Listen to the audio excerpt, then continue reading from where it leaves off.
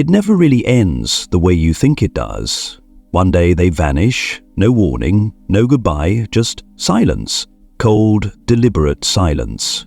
You sit there trying to convince yourself it's finally over. You replay every argument, every look, every moment when their affection turned into distance. You tell yourself this is closure. You tell yourself you can finally breathe again. But deep down, something doesn't feel right. That silence doesn't feel peaceful. It feels calculated, because it is. When a narcissist walks away, it's never because they've changed, grown, or found peace. It's because they're testing you. They want to see if you'll chase them, if you'll beg for answers, if you'll crumble without their validation. To them, silence isn't absence, it's control. They disappear not to let go, but to measure how much power they still have over your emotions. Every tear you shed, every sleepless night, every thought that circles back to them, that's supply. That's proof you're still under their spell. You see, they don't need to be in your life to own you. They just need to know they still live in your head. That's their kind of victory, turning your pain into proof of their importance. It's a cruel kind of mastery. The quieter they become, the louder your thoughts scream. And they know it. They feed on it. When they leave, they never close the door completely. They leave it half open, just enough for hope to slip through, just enough for you to wait, to wonder, to replay everything again in your mind. And that's where they win. Not in presence, but in your waiting. Because the truth is, they never left to find peace. They left to see if their silence could still make you bleed. They left to see if you would break the way they wanted you to. To a narcissist, love isn't connection, it's domination. They don't miss your heart, they miss the reflection of themselves they saw in your devotion. They don't crave your presence, they crave your reaction. That's why their silence feels so loud, because it's filled with intention. It's their way of saying, even when I'm gone, I still control how you feel. So when you whisper to yourself, it's over, remember this, for them, it never really is. It's just another move in a game you never chose to play. And the only way to win is to stop playing. They never really let go, they just shift their grip. You might think they've moved on. New partner, new smile, new life on display. But behind that illusion, they're still holding on to every emotional lifeline they ever built. Because for a narcissist, people aren't memories, they're fuel.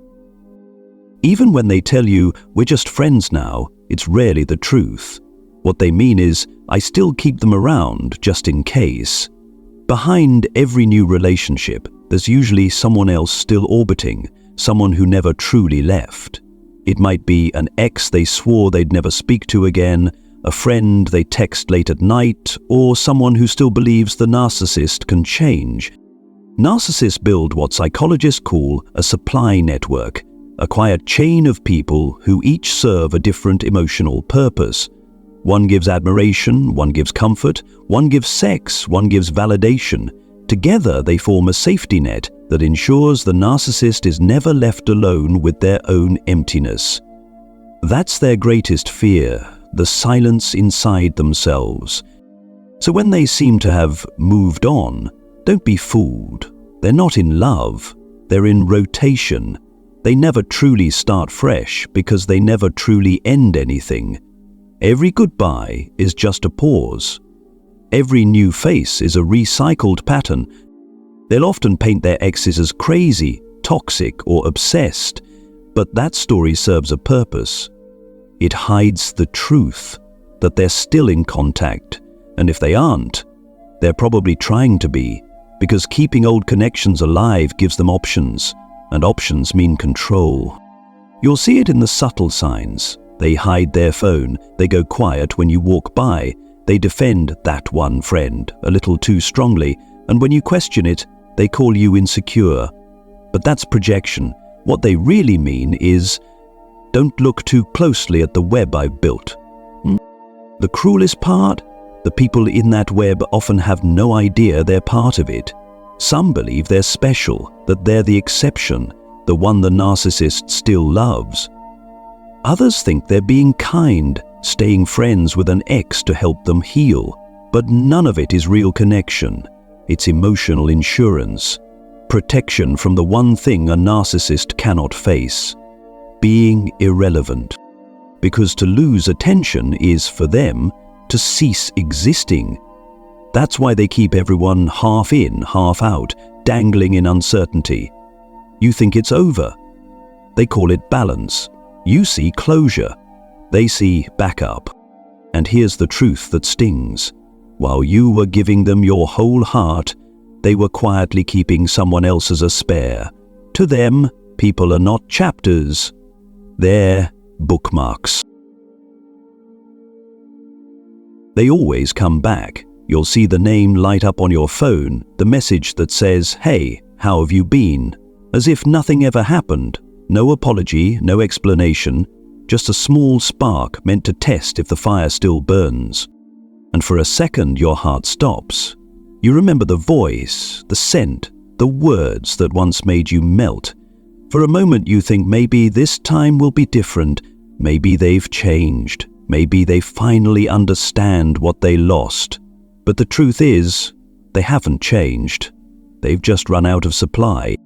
Narcissists don't return because they love you. They return because they're losing control, and control to them is everything. When you stopped reacting, when your silence became stronger than their manipulation, something inside them cracked. They could no longer feel that invisible thread they once used to pull your emotions like strings. And without that connection, they feel small, powerless, almost non-existent. That's when they come back, not out of love, out of panic. Their return isn't romance, it's maintenance. It's damage control for their ego. They can't stand the idea that you moved on, that you smiled again, that your life no longer revolves around them. So they show up, sweet, familiar, almost gentle. They might even look broken, whispering, "I've been thinking about you." But listen carefully. What they mean is, "I've been thinking about losing control over you." Every gesture, every message, every look, it's all a test. They want to see if they still have the power to move you. They want to feel your hesitation, your heartbeat speeding up, your walls trembling. That's their victory, not your return, but your reaction. And if you let them in again, it begins exactly the same way it ended, softly. They'll say they miss your energy, they'll talk about us as if it was sacred, they'll admit they were wrong just enough to sound human, but not enough to change. Their words will feel warm, but empty. They'll mirror your emotions, repeat your language, even use your healing words back at you. Not to connect, but to manipulate. They'll say things like, "I've realized how much I hurt you, but watch what happens next." They'll slowly shift the conversation. Suddenly, you're comforting them. You're reassuring them that they're not monsters. You're soothing the very person who once tore you apart. That's the trap. They turn guilt into control. Remorse becomes another way to feed their ego, because what they really want isn't forgiveness, it's reassurance. They want to know they can still walk back into your life and be accepted. They want to prove they still matter. That's why they often appear just when you've found peace, when you've rebuilt yourself, when you finally look happy again. Their timing is never random, it's instinct. They feel the shift in energy, the moment when you stop waiting, the moment when their name no longer has power, and that's when they panic, because to them, losing your attention means losing existence. Your silence isn't rejection, it's erasure, and a narcissist cannot stand being erased. So they return dressed in kindness, coated in regret, whispering about second chances. But if you look closely, the eyes haven't changed. The tone is still the same, calculated, empty, hungry. They'll say, "I've grown," But growth requires accountability, and accountability is the one language they never speak. They'll mimic healing, they'll quote therapy, they'll use the words you once used to protect yourself, because they know you've evolved and they need to blend in with your progress. It's not love, it's camouflage. Their return is not about the past or the future, it's about the present moment, the power dynamic between you and them. It's a reminder they send to your heart. I still exist inside you. But here's the truth, they don't, not anymore. Because the version of you they knew, the one who believed, who waited, who kept hoping, that person no longer lives here. And that's what terrifies them most. They return to resurrect a version of you that no longer exists. They come back to remind themselves they still matter, but the mirror they once used is now gone. And when they look into your eyes and no longer see admiration, only calm, they realize the power is gone. That's when the mask cracks. That's when their charm collapses. Because to a narcissist, nothing is more painful than being seen clearly. So when they reappear, don't see it as a second chance. See it as confirmation that you've taken your power back. They return not because they love you, but because they can't stand the truth that you finally love yourself. Everything a narcissist does comes down to one thing: control. Not love, not connection, not even revenge, just control. The quiet, invisible kind that seeps into your thoughts, your decisions, your sense of who you are. It's not always loud or violent.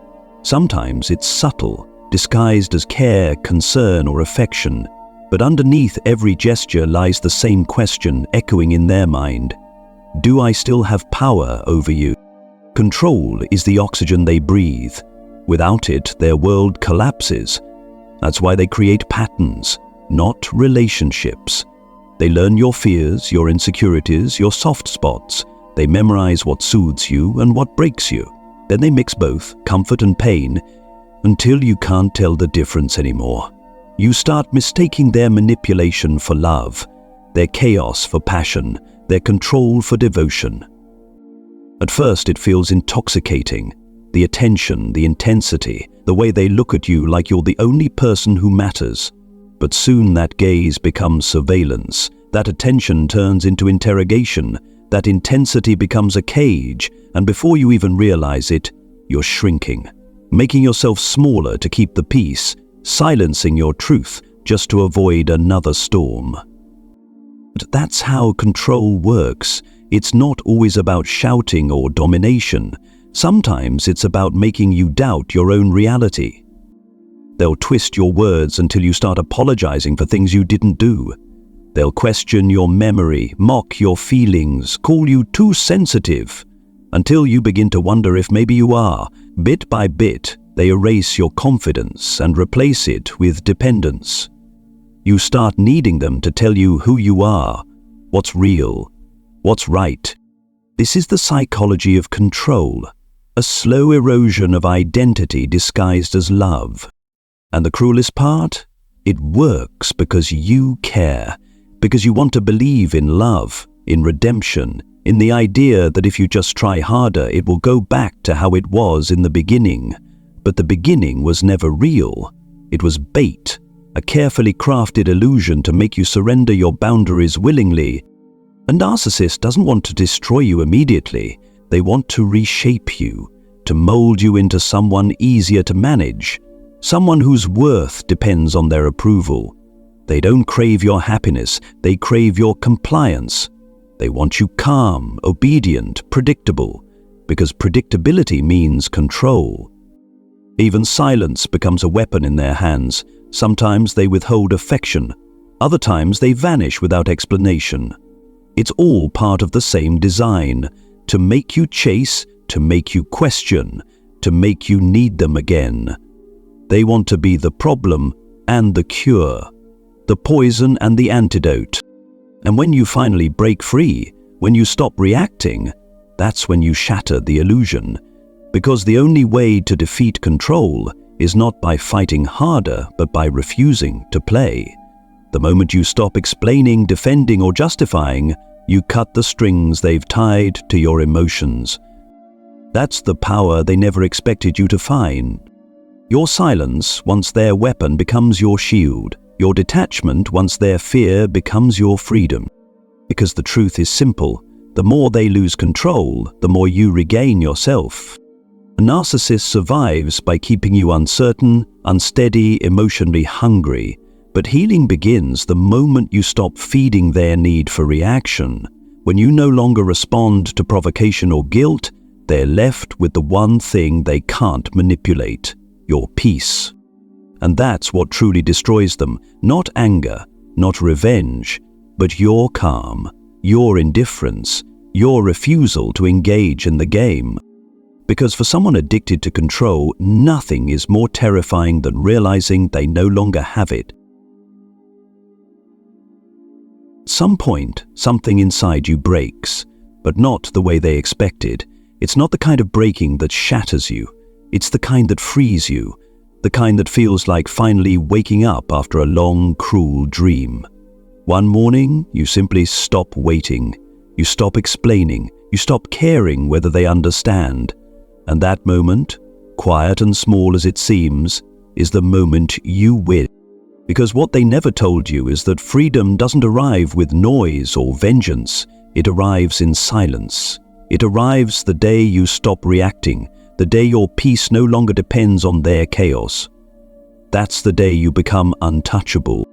When you heal, they don't recognize you anymore. The things that used to break you don't even move you. The words that once pierced your soul now sound empty, almost absurd. You no longer feel the urge to prove anything, to argue, to fix what was never yours to fix. You've stopped chasing closure from people who thrive on keeping doors half open. And that's when they come back, one last time, confused, desperate, unable to grasp what changed. They'll look at you and see calm where there used to be tears, distance where there used to be pleading, silence where there used to be chaos. And for the first time, they'll face the truth they've always avoided. They never had control over you, they only borrowed your pain. They can't follow you where you're going. Because where you're going, there's no mirror for them to hide behind. There's no echo for their manipulation to bounce from. There's no version of you left for them to shape. They exist only in reaction, and you've stopped reacting. That's why your peace enrages them. Your silence feels like rejection, but it's deeper than that. It's extinction. To a narcissist, being forgotten is the ultimate death. They survive through memory, through conflict, through your emotional attention. But when you heal, truly heal, you starve the connection. You end the cycle not with anger but with absence. You disappear from their inner theater. You become a name without emotion, a face without reaction, a memory that no longer feeds them.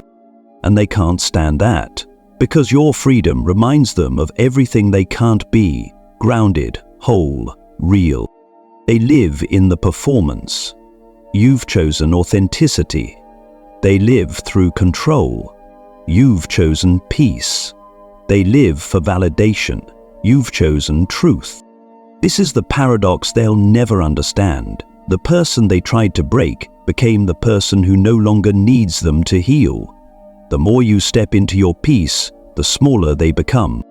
And that's why they'll keep circling, hoping for a reaction, a glance, a word, anything that brings them back to life inside your story. But they don't realize they've already been written out of it.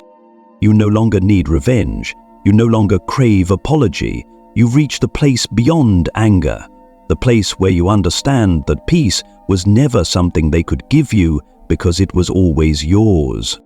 And that's the kind of freedom they can't follow. Because they were never walking beside you, they were always standing in your shadow. And now that you've stepped into the light, their shadow no longer exists. Maybe this isn't the ending you imagined. There's no dramatic closure, no apology that heals everything, no grand revenge that balances the pain.